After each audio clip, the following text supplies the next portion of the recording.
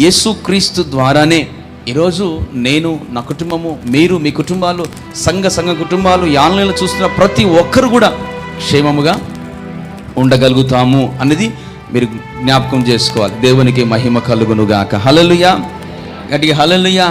క్షేమ స్థితికి మనం పొందుకోవాలి. ఎలా క్షేమ స్థితిని మనం పొందుకోగలం? అసలు దేని ద్వారా మనం, ఎవరి ద్వారా మనము ఎలా జీవిస్తే మనం క్షేమస్థితిని, క్షేమముగా మనం ఉండగలుగుతాం? ఈరోజు దేవుని దాసునిగా దేవుడు నాకు ఇచ్చిన అధికారముతో నేను మిమ్మల్ని దీవిస్తున్నాను.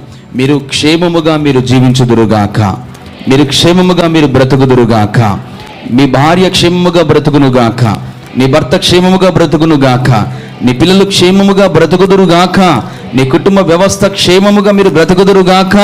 దేవుడు నాకు వచ్చిన అధికారముతో నేను దీవిస్తున్నాను. సంఘమంతా క్షేమముగా బ్రతుకుదురుగాక. ప్రేమ ఏమిటారా? క్షేమముగా ఉండాలని దేవుడు కోరుకుంటున్నాడు. మనమందరం